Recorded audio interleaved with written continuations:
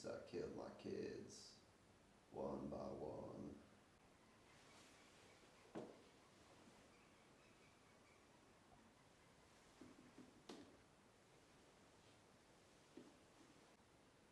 I can't go to a priest because I ain't Catholic, and I can't go to a lawyer because I haven't done anything to consult one. Do you mean you actually killed them? No, but they're all my fault. Danny in 2012, Cheryl in 2016, and Andy this year. They were murdered, but no one believes that. If they did, everything would be alright. Why did they not believe you, Lester? What's that? What's what? That door. That door? That's where I hang my coat. Why? Open it.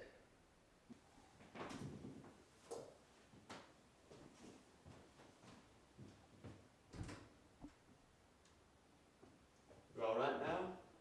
Yeah, I'm fine.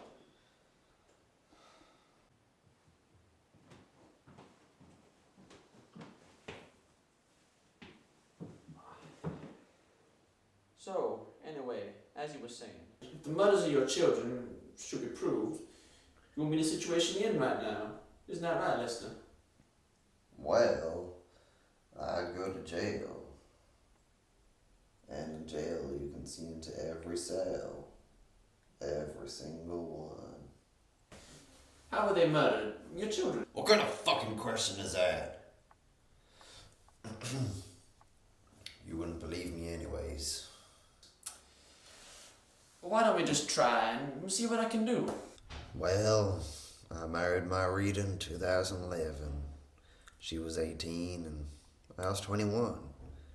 She wound up pregnant and Denny was born. I left college, got a job, and everything was fine. We were all happy. Rita was pregnant again, and we had Cheryl in 2016. Then little Andy was born in 2017, but Danny was already dead by then.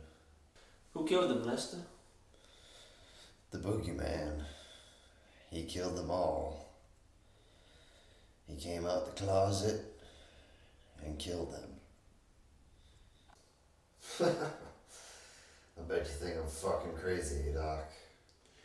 I'm listening. When we found Danny, Rita went to pick him up and rock him, but I stopped her.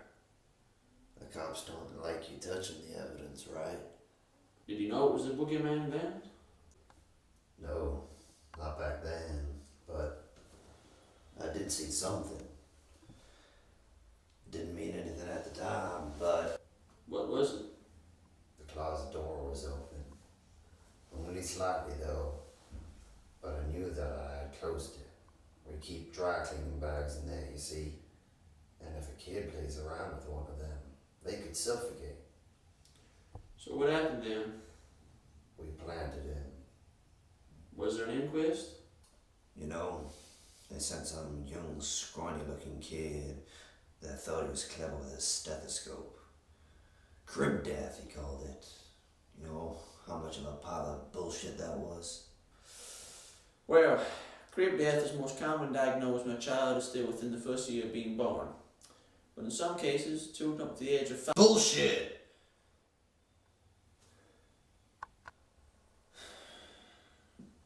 Anyway, we moved Cheryl back into Danny's room after the funeral. A year goes by, and one night when I'm putting her to bed, she starts crying and screaming, "Daddy, Daddy, Boogeyman." Then, the Boogeyman got her too.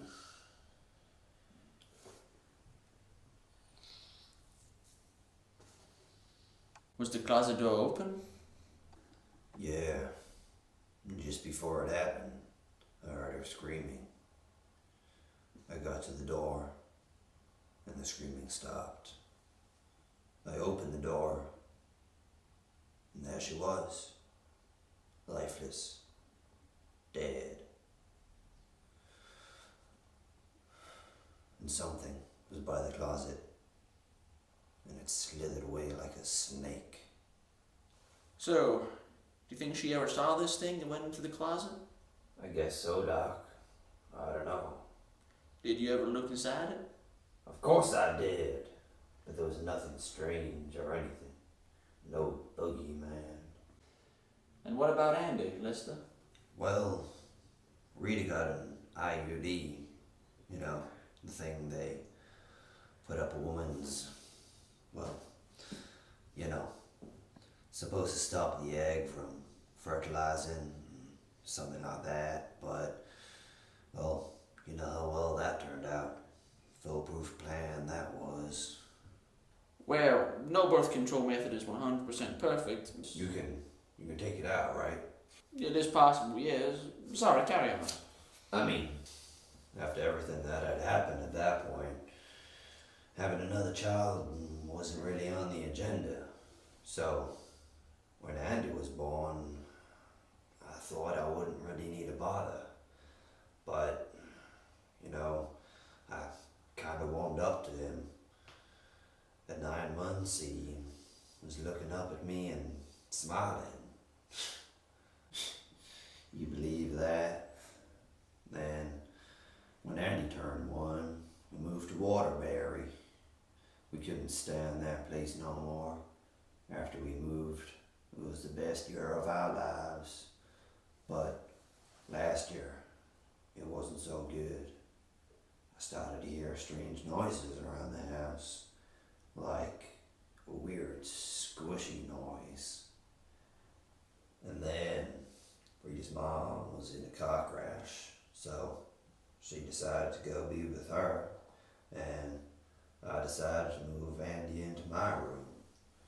But then one night, every door in the house flew open, and in the morning there was mud and slime all down the hall.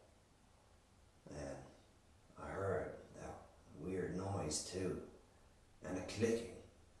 So, what did you do? I knew that it was coming for Andy, so I moved him back to his room, 'cause he's weak, you see. That's why I wanted him, and Cheryl, and Denny. That night, I moved him back. He started bawling and screaming, "Boogeyman, Boogeyman!" And when I got to the door, the screaming stopped. I heard a snap. It was Andy's neck. I burst through the door, and there he was. The Boogeyman? It had these slumped down shoulders, a kind of scarecrow looking head, and it smelled like dead fish. So, what did you do then? Well, I ran. I went to an all-night diner and drank more coffee than I could remember. When I got back home, I called the police. After that, I went upstairs, and there he was, lying on the floor, broken neck, staring at me with his little eyes and a drop of blood coming from his ear.